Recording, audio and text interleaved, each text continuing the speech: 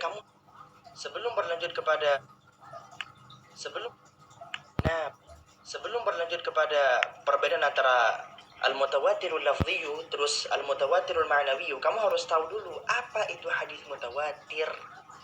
Hadis itu terbagi menjadi dua, ada hadis ahad dan hadis mutawatir. Hadis mutawatir adalah hadis yang dipastikan benar adanya dan pasti 100%, sangat mustahil ada kedustaan pada hadis mutawatir. Untuk itulah definisi daripada hadis mutawatir yang telah dijelaskan oleh berbagai macam definisi, tapi yang saya hafalkan adalah ma rawahu jam'un an jam'in yastahilu 'adatan yattafiqu 'ala al-kadhib min amrin hissiyyin, bahwasanya hadis mutawatir adalah hadis yang diriwayatkan oleh sekumpulan manusia dari sekumpulan manusia. Jadi yang meriwayatkan hadis itu gak cuma satu atau dua orang, tapi benar-benar sekumpulan manusia. Sebagian para ulama mengatakan bahwasanya sebagian para ulama menghitung antara sekumpulan tersebut itu yahudduhu bi'asyarah fama fawqaha. Dalam artian minimal hadis itu disebut sebagai hadis mutawatir kalau diriwayatkan oleh 10 orang. Sebagian lagi mengatakan sab'atun fama fawqaha, minimal diriwayatkan oleh 7 orang. Sebagian lagi yang lebih kuat pendapatnya adalah yang mengatakan minimal diriwayatkan oleh 7 hadis tersebut. Intinya yang meriwayatkan hadis tersebut itu banyak banget. Sebelum masuk ke dalam perbedaan antara al-mutawatirul lafzi dan al-mutawatirul ma'nawi, kamu harus tahu dulu apa itu ma'nawi, Sebelum masuk ke dalam perbedaan antara al-mutawatirul lafzi dan al-mutawatirul ma'nawi, kamu harus tahu dulu apa itu ma'nawi, apa itu lafzi. Secara bahasa Indonesia saya baru aja menemukan terjemahan.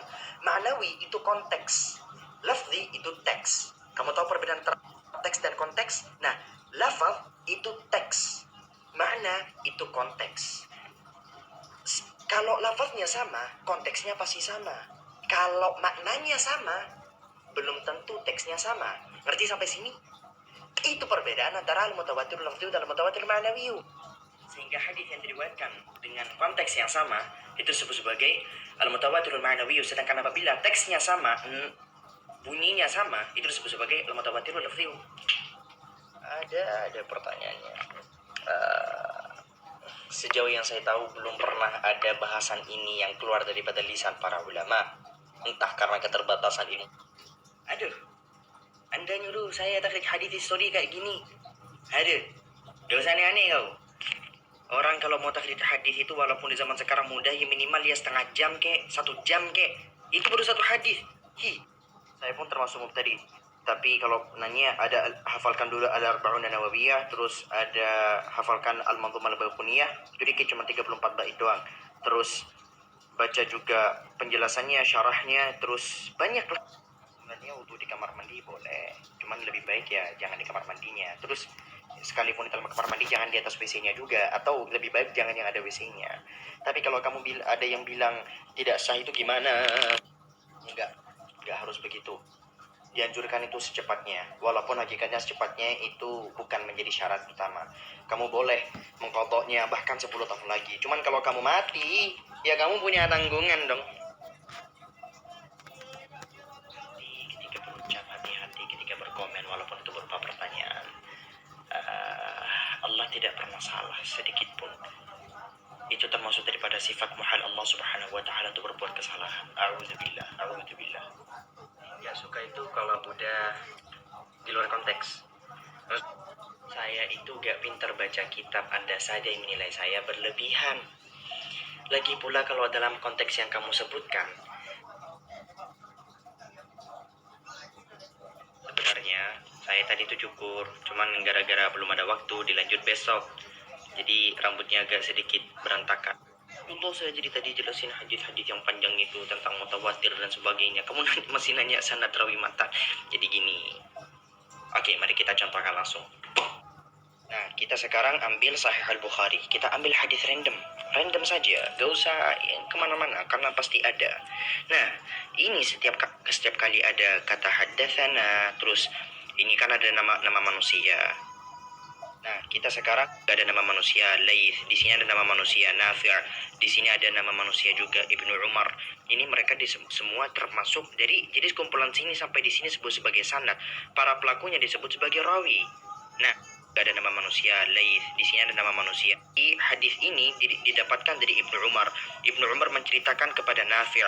Nafi' menceritakan kepada Laith. Laith menceritakan kepada Qutaibah. Qutaibah menceritakan kepada Imam Al-Bukhari radhiyallahu anhum ajma'in. Sekarang apa itu sanad? Nah, setelah mengetahui manusia-manusia yang tadi, sekarang kan ada hadisnya. Anan Nabiya sallallahu alaihi wasallam qala, bahwasanya Rasulullah sallallahu alaihi wasallam bersabda. Nah, isi daripada hadisnya itu disebut sebagai matan. Ya, ingat, matan bukan mantan. Matan. Jadi namanya adalah matan. Isi daripada hadisnya itu matan. Kalau hadis yang teman-teman tahu apa? Innamal a'malu binniyat. Sesungguhnya amalan tergantung daripada niat. Nah, itu tuh disebut sebagai matan. Sedangkan orang yang menceritakan, orang memberitakan hadis tersebut disebut sebagai perawi. Gitu. Ingat, matan, not mantan.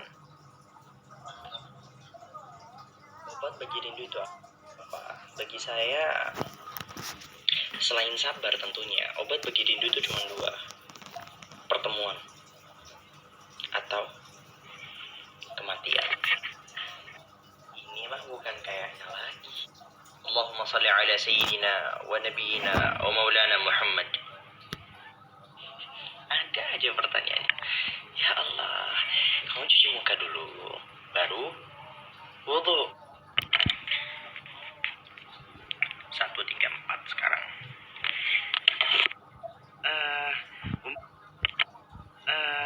Umi bilang gak pernah ngidam apapun. Tapi abi saya bilang selama Umi itu hamil anak-anaknya, abi saya pasti lebih overprotective untuk memilah makanan-makanan yang konsumsi sama Umi. Saya gak tahu wajah kamu tuh kayak gini. Ngapain nanya pendapat saya? Allah Subhanahu wa taala berfirman, "Innama kana qaulal mu'minina idza du'u ila Allah wa rasulihi liyahkuma bainahum ay yaqulu sami'na wa ata'na." Orang beriman itu ketika datang satu hukum dari Allah dan Rasulnya langsung berkata, "Kami dengar dan kami taat." Anumu itu apa maksud kamu, ha? Tak.